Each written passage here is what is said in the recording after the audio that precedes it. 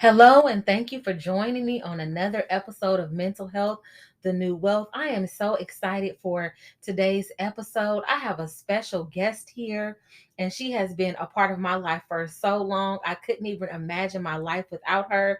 This is Portia Angel. How are you doing today, my love? I am doing well. I am so happy to be here. Thank you, sister, for having me. Absolutely. This episode is very, very important and it's pivotal in everyone's life because at some point or another, you have gone through the transition of finding out what spiritual practices, religion, and things of that nature mean to you. And so this episode will basically cover your foundation in spiritual rearing and how you have cultivated and developed that as you have grown older and what that has done or what correlation that has been for your mental health and your mental stability. So thank you so much, sis, for being able to join me for today's episode. So let's get a little background. Who is Portia Angel? Who is P Dub? I'm P Dub to you. Nah. I am a former teacher, music artist, and now health advocate, clinical researcher, and spiritual life coach, you will. I'm going through a metamorphosis of sorts. Transition, even now as we speak, but that's just a brief synopsis on the journey thus far. And I am here just learning to be. Thank you so much. Thank you for being present and here with me at this moment because this is very, very important. We both collectively and individually have gone through so many things spiritually, mentally, in general in our lives. And we have grown so much in so many ways. And I'm so excited that we have been reunited in this place. Yes. At this moment in our lives because we need each other. Mm-hmm. Our journey began, I want to say, as early as 8 years old, I believe I was. To give some preface to this episode, let's talk about some foundation. So I met Portia at church, okay, in Oakland, California. We Bay Area natives out here. Yeah, So I met her at church. And so I remember at that time, we gained our foundation. A lot of the things that we understood to be true about spiritual practices, religion, who we should be as people in general, we were learning and building from there. Wouldn't you say, Portia? Absolutely. That was where I learned all the scriptures in the Bible, all the 66 books, and how to pray, and just the things of church and the things of God, as best as I understood, as best as we understood as kids. So there was a lot of good foundation there. And it was also great because at the time, the church that we were in was non denominational. So there was so much freedom. I remember even in our young age going, I used to love going. I mean, of course, because we got to see our friends and stuff, but I used to love going. And I remember observing the adults that were there and how free they were getting in their own lives. They would come together, for community and fellowship, and people off the streets, they getting freed and delivered from drug addiction and prostitution. And it was never, you need to come in a pretentious way and dress up anything and be quiet. It was like, nah, come as you are and just be free to praise God together and get a revelation for yourself. And so that's what I remember in our formative years being there. And to speak to the fact of the non denominational, we were thriving, we were growing. There was no rules other than to go off of the word of God. Seek the word, understand and dissecting the word. And that's why I remember it being so important for us to have Bible study, for us to get in the word, for us to understand that, because in that non-denominational church, that was our sword. That was our tool. That's what we learned, and how we learned to maneuver and combat in this spiritual world. We had conversations. We can ask questions. Mm-hmm. If there was any discrepancy, it wasn't about ego. We just referred to the word. And I really love that. Everyone was growing and thriving, and you were actually able to see the fruits of God in people's lives. And then as time transitioned, the church transformed from non-denominational to Kojic, and then there was that experience. And to me, we were told, like, it's not going to be that much of a change, not that much of a transition. It's just going to be little things here and there. But what I experienced was the level of rules and different doctrine that came with that sect of religion kind of strangled or cut off the freedom and the growth that we experienced, or we grew to know in those early years as growing up in the church. What do you feel about that? Yeah, I can definitely say in my personal journey, and I think this is synonymous with any facet of life, honestly, because once you go through so many grade levels in school, you can't stay at the same elementary school when it's time for you to go to junior high school and so forth. So at some point, it was like, okay, I feel like I'm being pushed into more when it comes to understanding God and the Bible. And so I ended up leaving. But over time, my family, different parts of my family, they were still at this particular church. And it's interesting that you can go today, and this was probably 20 years ago, and you're still going to hear the same thing in terms of knowledge and revelation. You're not going to hear any new revelation. You're not going to experience or see really any more growth than you did 20 years ago. That's what I'm getting at. And it was like when the denomination transition happened over time, you could just look back and see where the growth spiritually, where the growth mentally stopped. Because it was like there's no more life coming out of this. It was more so, this is the doctrine of interpretation of what we believe, and you're not finna go outside of that, whether it's right or wrong, whether it's spirit led or not. And so that became what superseded the move of the spirit. It was now the program of the church, the program of this denomination. And that became an overarching experience, I feel like, and not just that church, but in so many others that I experienced thereafter. I'm gonna move because I can edit this out. Okay.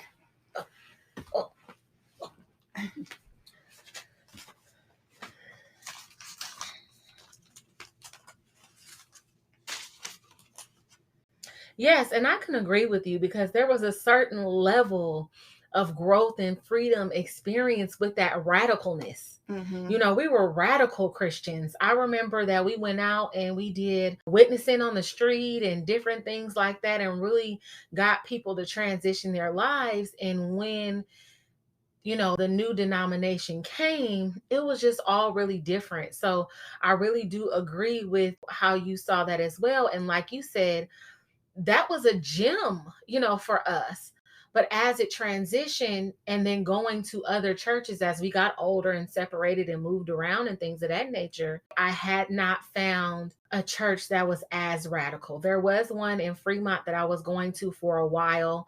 But it seems like as you start to go and really see what is going on, and you just are really seeking God, and starting to, really get into different sectors of what people believe, it's just not like God is not in it. That is kind of what is most important for us to speak about today, because we all have a connection with spirit. We all can interpret what we feel that spirit is. But when you are growing up in an era that tells you that, God is this, spirit is that. You are only to experience it in this way.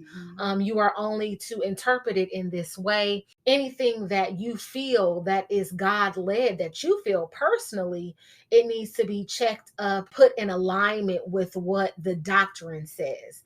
And so as you grow older in that, it kind of causes conflict within your spirit. And that is what I can say that I experience also over time, just transitioning from a non-denominational church and then going through the experiences of finding spiritualism and what spirit is in my life at this time.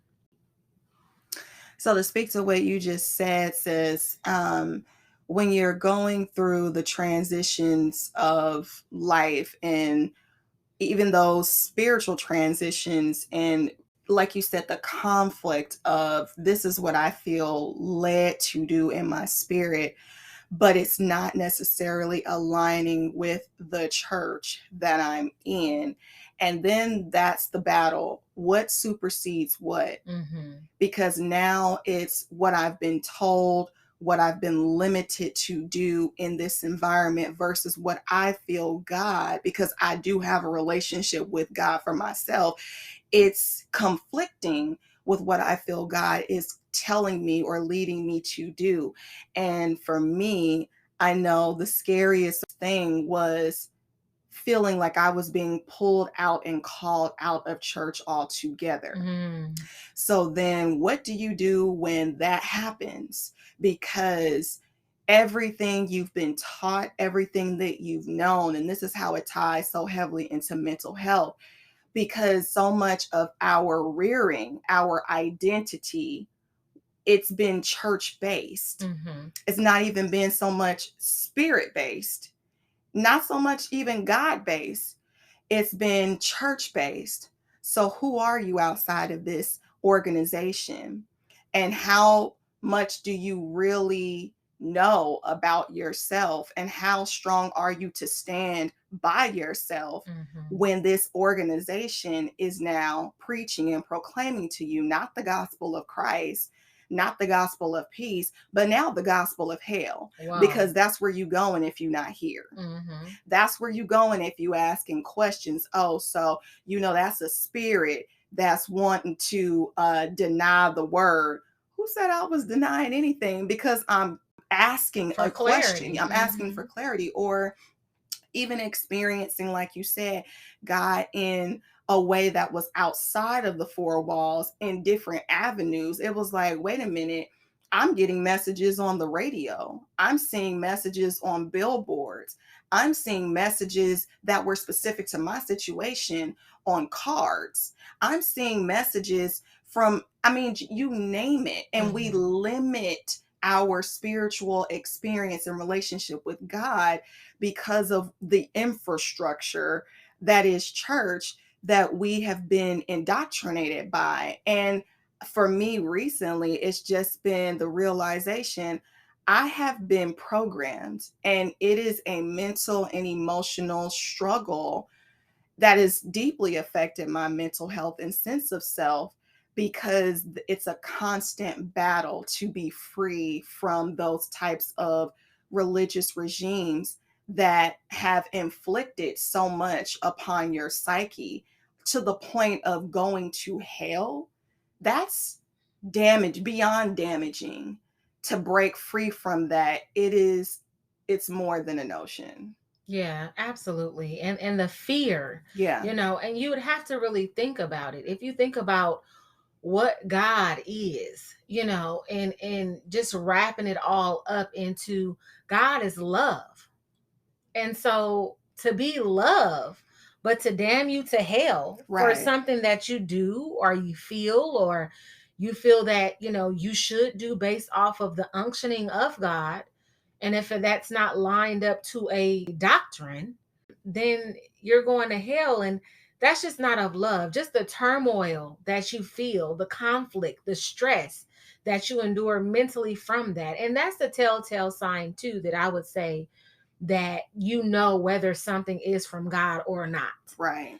God is not the author of confusion. Right. So if you're confused, if you're worried, if you're conflicted, like you really are going back and forth in your mind, body, and spirit regarding a certain thing, then the answer is just absolutely no. Yeah. You're so scared to do or say anything other than what you were taught, even though that this might now be your new truth, Right. your new discovery, your new personal revelation on how you want to move forward and live your life. Right. But because of how you were raised and what you were told and kind of, dogmatically put into you, you're scared to even live your truth. And so that's really deep, because you will have a spiritual death so that you can have a spiritual awakening. And we just talked about that on 6 Saturdays. For those of you guys who don't know, every first and fourth Saturday, we have 6 Saturday Speaking in Color Saturdays on Clubhouse. And we were talking about spiritual death. And so, in that spiritual death, you are stripped of everything. Like everything is taken away so that you can unlearn all the things that you have been programmed to learn, all the things that no longer serve you, all the things that are no longer in alignment with who you are becoming and who you are getting ready to be in the future. And so when you go through this, it's hard because a lot of times while you're dying to self, old ideas, concepts, thought processes, on a regular basis, you are then dying in forms of certain relationships, certain connections you no longer have. Because when you leave a certain doctrine, the people that praised you, honored you, were partners or peers in this said doctrine are no longer your confidants, no longer your friends. You have discovered that a lot of those relationships were connected to a quote unquote spiritual practice that no longer serves you. And so you are by yourself in a lot of, in a lot of ways. And being by yourself, going through that isolation, that can be deafening because I just, I don't feel, going back to a biblical perspective, it is not good that men should be alone.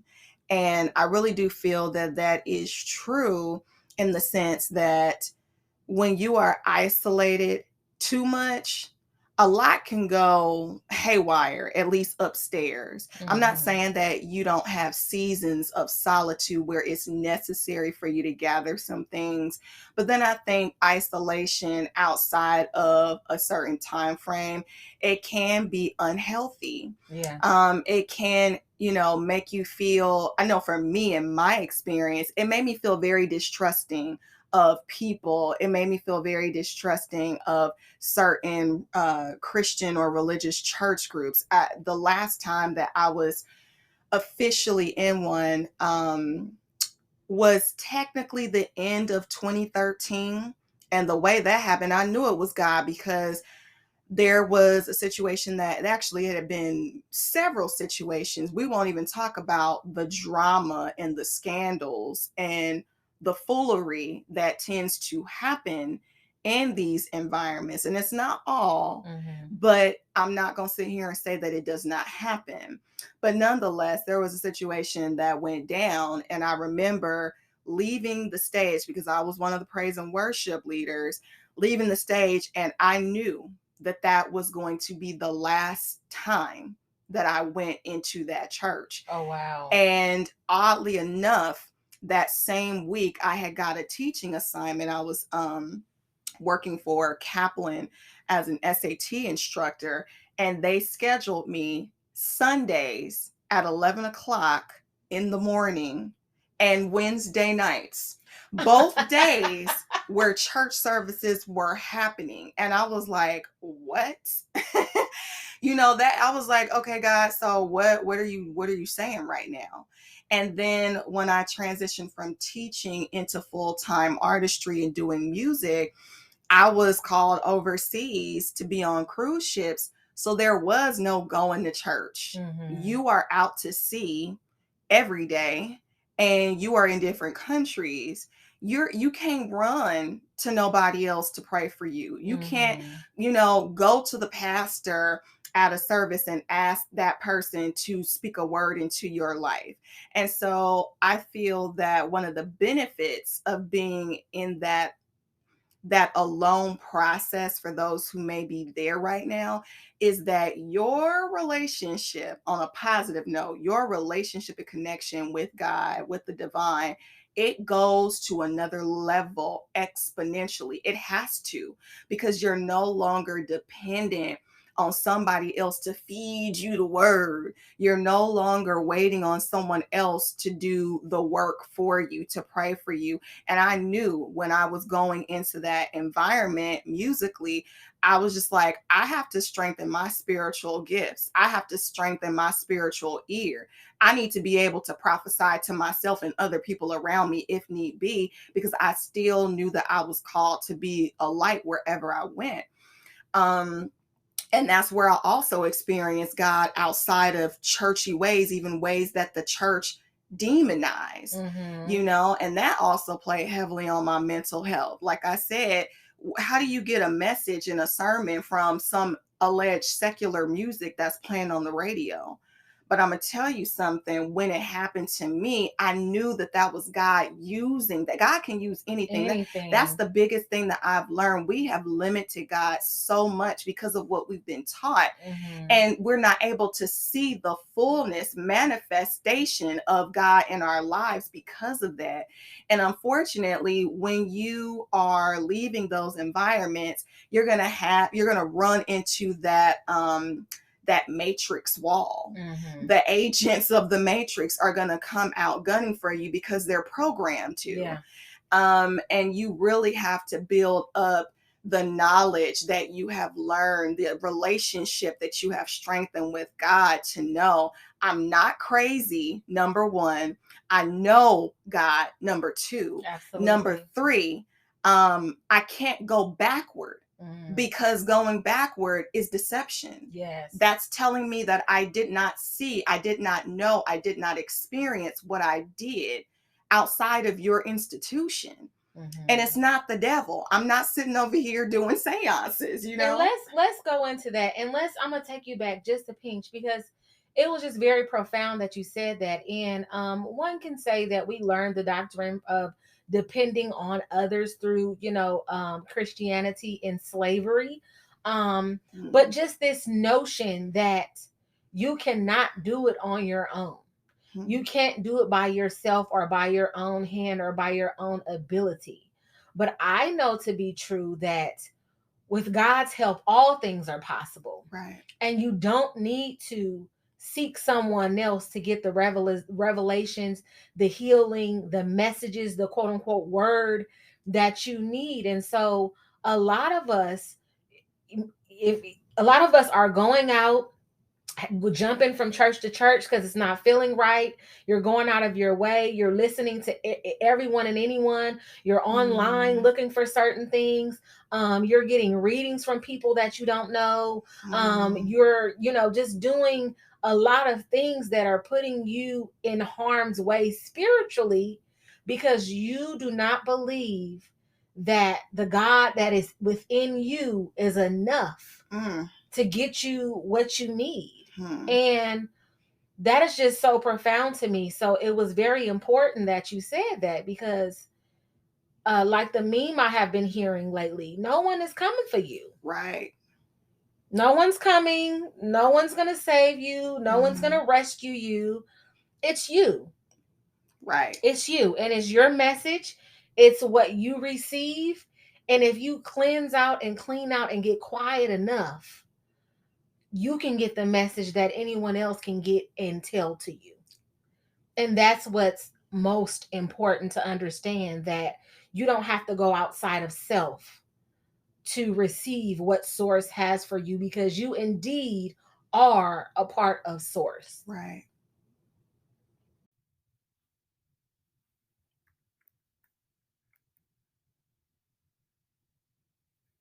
Hello? Oh, shit. I can hear you now. Okay.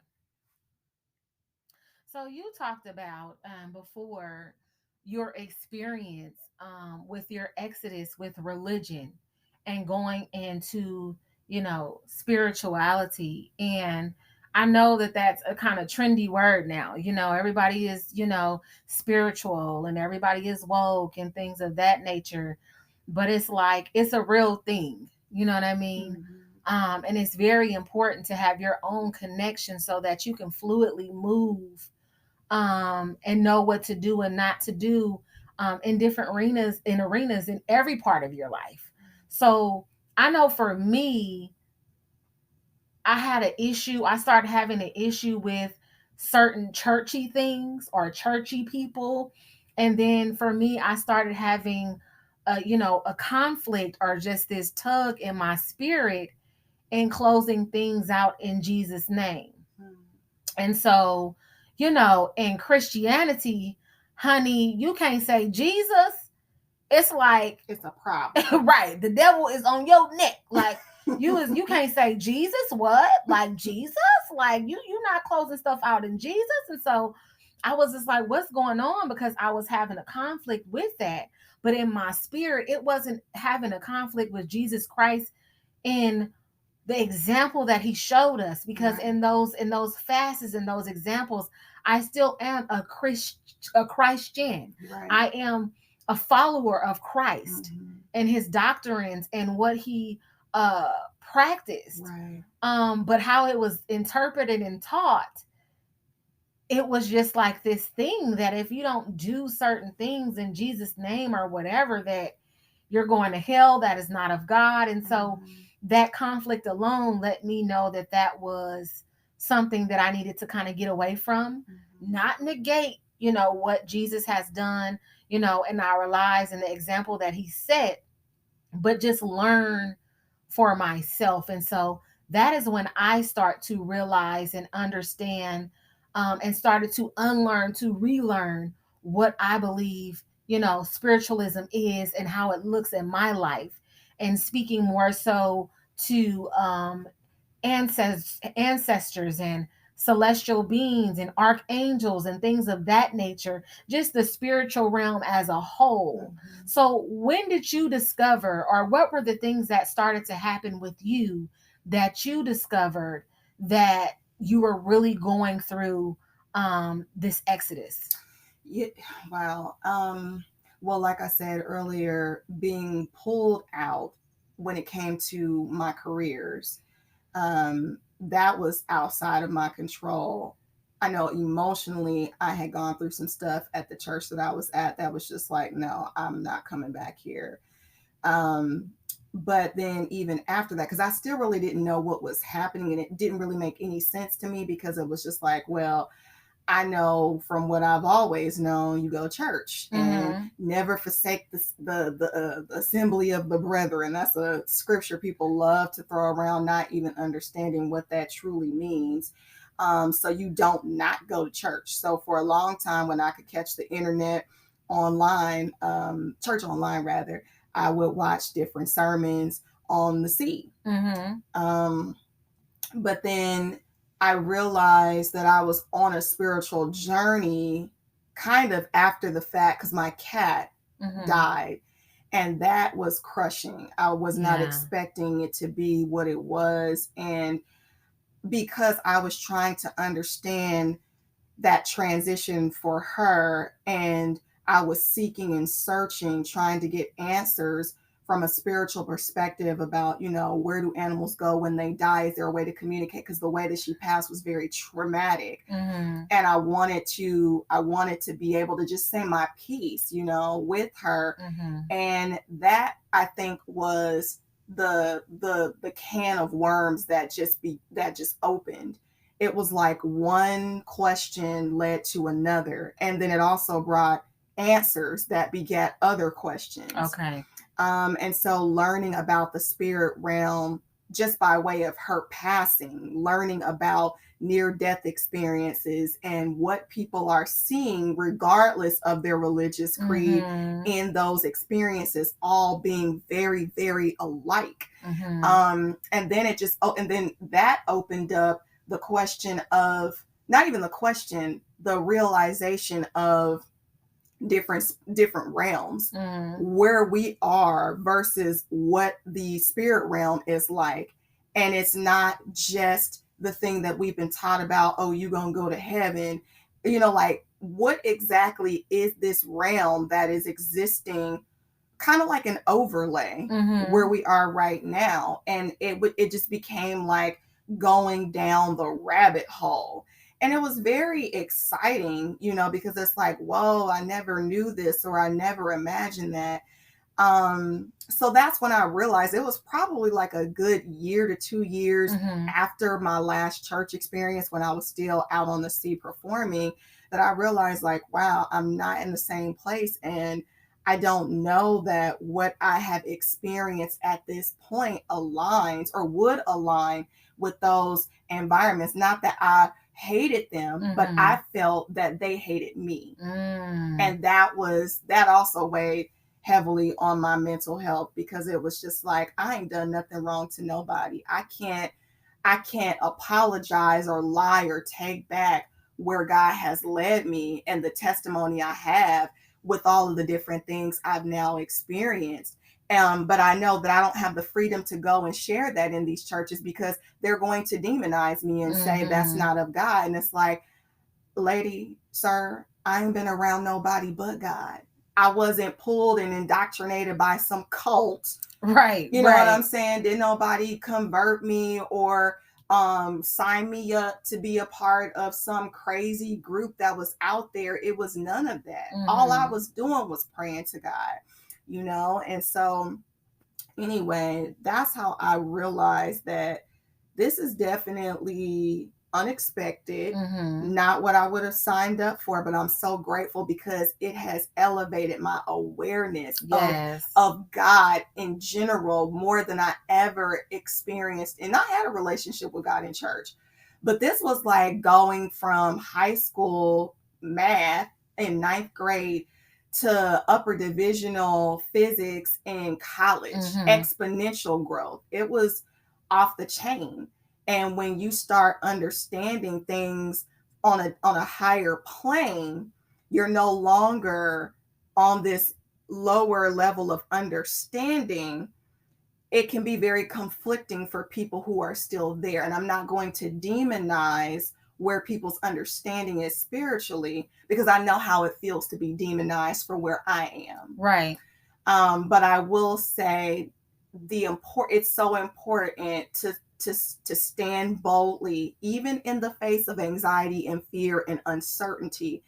You know within your spirit that you're supposed to move forward. You may be scared, but do it anyway. Yes. Keep pushing forward anyway. If you feel like you're alone, don't go back. Keep going and being with where you are anyway. Because what I'm learning is the more that we follow that trajectory, the right people and the right circles, should we be called back to community, is going to align with where God is leading us. Absolutely. I couldn't have said it better myself.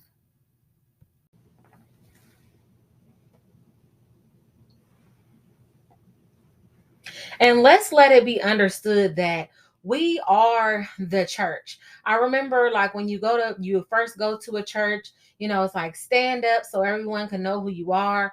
Everyone comes over and they love on you and give you a hug and they give you information about the church. And it's like that for a couple of more Sundays until you start to see the real nuances of the church, like see what's going on with the people in the church. And we are the church. It's important to make sure that you have a singular and collective relationship with God for yourself. So when the church does what the church does, it don't mess you up in your walk and what you're doing, because then you will see what's going on. You will see flaws. You will see people's different things being exposed that you might not agree with. And so a lot of times in the scenarios, if you are connected to the church or the people in the church, you tend to fall away from the spiritual aspect of it, because your whole spiritual being was wrapped up in the people of the church and not actually the connection that you have with God in your everyday life. And so it's just important to understand that, yes, you are to commune with one another, but if two or more are gathered in assembly, we are the church. Right. You don't have to go seeking for, this conglomerate or this building or this thing. And I got to make sure I pay my tithes and offerings. When you see someone on the street, okay, and they are homeless and they asking you for something to eat, if you want to do something kind for somebody just because that's what you want to do, that is tithes and offerings to the ministry. right. So don't get it confused, because as it stands, church are nonprofit organizations, the actual building, the brick and mortar of what churches are. And so, yes, their objective is to get you there, because without you being in attendance, they would not have a business. Right. And so understand that regardless if you have the brick and mortar or not, even if you decide to meet with like-minded people at the park, you guys are on a Zoom call or whatever, in that place at that time, you guys are then the church. And so let's talk about too. We talked about different ways that we have been impacted spiritually, mentally, regarding the church and what that has done to us. At on Mental Health, the New Wealth, we are always going to be solutionary. We are always going to make sure that you have something to stick to so that you can move forward in the best levels of love and light. So let's talk about some solutions that we can do or we can put in practice so that we can be spiritually aligned and maintain great spiritual hygiene. I was about to say awesome. Pause. That's fine. So I really want to touch on really quickly, for those who feel like you have been going through a mental health crisis because of whatever doctrine you have been attempting to come out of, anything that is oppressive. First of all, I just want to touch briefly on that. If you are in a situation that is vexing your spirit, that is vexing your mind and your soul, people are telling you that you're going to hell. People are telling you what you can and cannot do. You have to be there 7 days a week or whenever the church doors open. You need to understand what is toxic religion and Christianity and churchianity versus what is God and spirit led, what is loving and what is truth and what is freedom. Because God has given us all free will. And if anything or anyone supersedes that free will, understand that it's not God. It's not God. So let's just be clear about the understanding of where you are and who you may be tied up with. I pray that that's not the case. But if you're listening and it is the case, just understand that there's something that's not healthy about that. And if you felt that in your spirit, it's time to seek counsel and make plans to step outside of that environment for your own well-being. Now, the other thing, going back to what you said, sis, earlier, I want to touch on this because what I have heard, it is a church slogan when you were talking about seeing the flaws of the people in the church. The comeback that I often hear is, well, the church is full of imperfect people. That's why they're there. And then there's also with that in tandem, the gospel of what I'm going to call toxic positivity and forgiveness.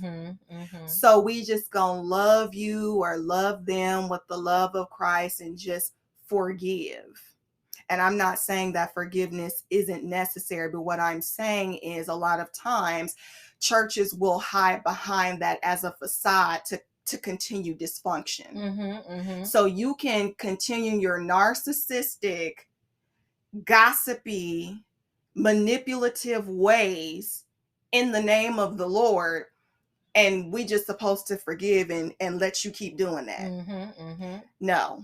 Right. So when that is something that you're experiencing, also understand it's an environment that you may need to take steps to exit out of. So if you are dealing with anything that has been toxic from a spiritual and or religious perspective, whether it's church or not, I personally have found a lot of healing and solace within the 12-step recovery meeting groups, because a lot of times people will think, oh, well, 12-step is only for people who are dealing with alcohol abuse and addictions. But to be clear, any type of pattern in your life that is unhealthy, that has been detrimental to your mental health and your overall stability and growth and well-being, is addiction. Yeah. So for me right now, I'm in the process of doing the 12-step recovery program around religious trauma and church addiction, because that has created a false sense of identity that I'm now having to shed myself of, going back to the concept of spiritual death, to really find myself again in the freedom that I was born with. So I highly recommend looking into those types of meetings, because it's a safe space to convey what's going on for you. You're given the tools to really heal. You're around people who understand. The biggest thing for me has been no judgment. I also, as a solution, recommend, and you want to pray about it and vet the different groups that you find, but meetup.com is an excellent resource. I love Meetup. You can find groups for pretty much anything. And I did a search on there recently and found an amazing group that catered specifically to people who have had weird spiritual experiences that are unchurched. And where do you go?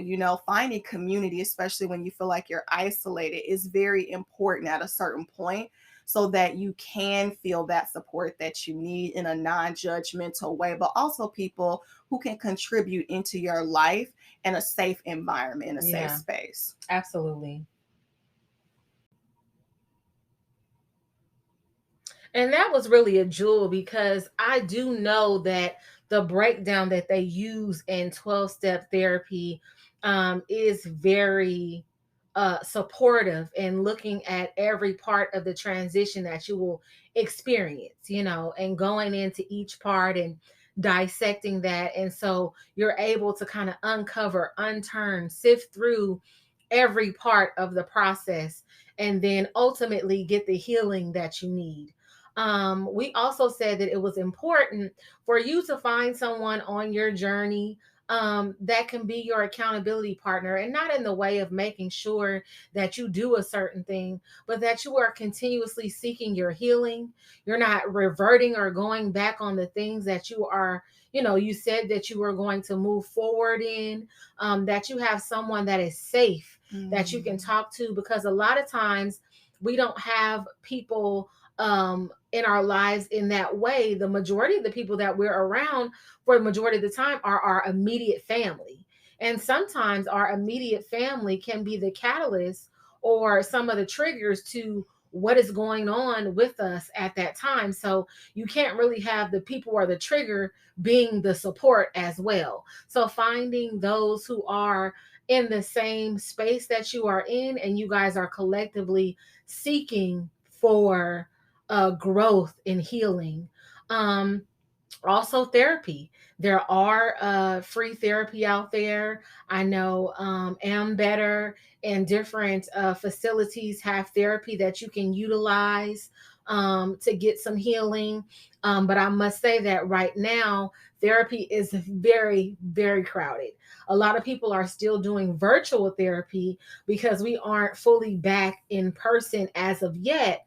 But if you are able to find a virtual therapist that you resonate with, that is free or that is paid but affordable, um, definitely take that up as something that you can also do and couple together with group therapy, group accountability, things of that nature. And definitely, I would say when dealing with this, there is no solution.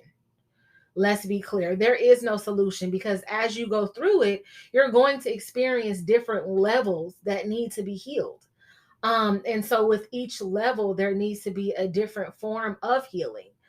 So the work will never be done, as I have said before, but the best thing to do is to get quiet, to cleanse your mind, do spiritual practices that cleanse your chakra and your mind of certain things, your heart of certain things, and forgive.